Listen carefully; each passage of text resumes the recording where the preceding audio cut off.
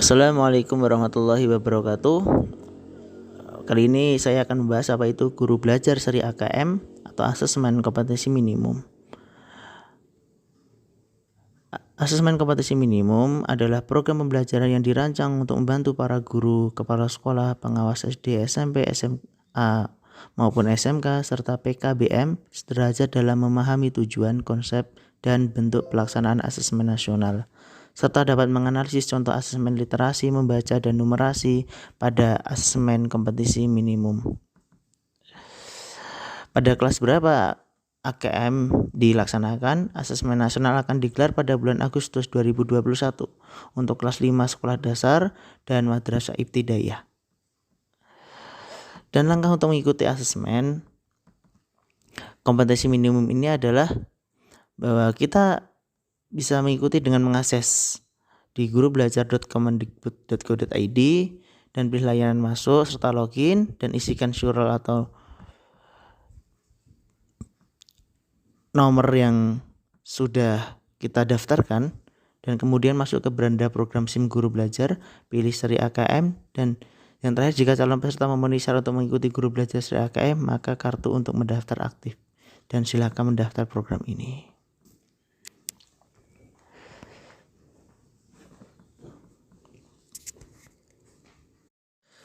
Bahwa perlu diketahui bahwa hasil PISA membuktikan kemampuan belajar siswa pada pendidikan dasar dan menengah kurang memadai.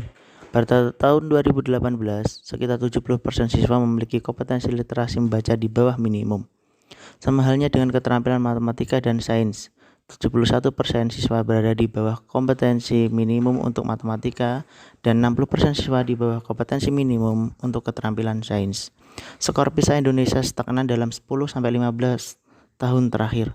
Kondisi ini menyebabkan Indonesia menjadi salah satu negara yang konsisten dengan peringkat hasil PISA yang terendah. Bagaimana pendapat kalian? Menanggapi kondisi tersebut, reformasi asesmen diperlukan guna mendorong peningkatan kualitas pembelajaran. Pemetaan mutu pendidikan secara menyeluruh dibutuhkan. Untuk itu, pada tahun 2021 mendatang, asesmen nasional akan resmi diterapkan oleh Kementerian Pendidikan dan Kebudayaan, dan ujian nasional sudah tidak diberlakukan. Kebijakan ini ditetapkan berdasarkan hasil koordinasi Kementerian Pendidikan dan Kebudayaan dengan sejumlah dinas dan lembaga terkait.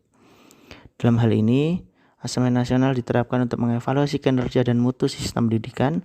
Nantinya, hasil asesmen nasional tidak memiliki konsekuensi apapun pada pencapaian proses belajar siswa, namun memberikan umpan balik untuk tidak lanjut pembelajaran dan kompetensi siswa.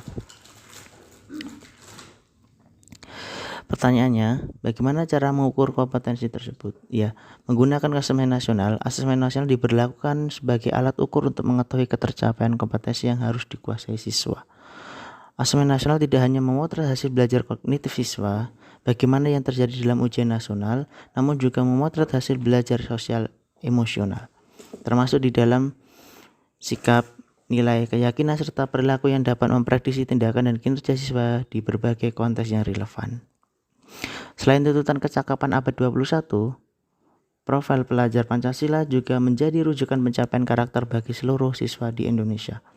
Bahkan, profil pelajar Pancasila ini sudah merangkum serangkaian kecakapan hidup abad 21. Karena pelajaran Pancasila yang ingin dicapai oleh siswa yaitu beriman dan bertakwa kepada Tuhan Yang Maha Esa, serta berakhlak mulia, kedua kebinekaan global, ketiga mandiri, keempat bernalar kritis, kelima kreatif, keenam gotong royong. Untuk itu, penting bagi guru dan siswa untuk mengadopsi proses pembelajaran yang berfokus pada pengembangan kompetensi. Pencapaian kompetensi siswa dapat diukur dari pemahaman konsep dan keterampilan menerapkan konsep dalam berbagai konteks.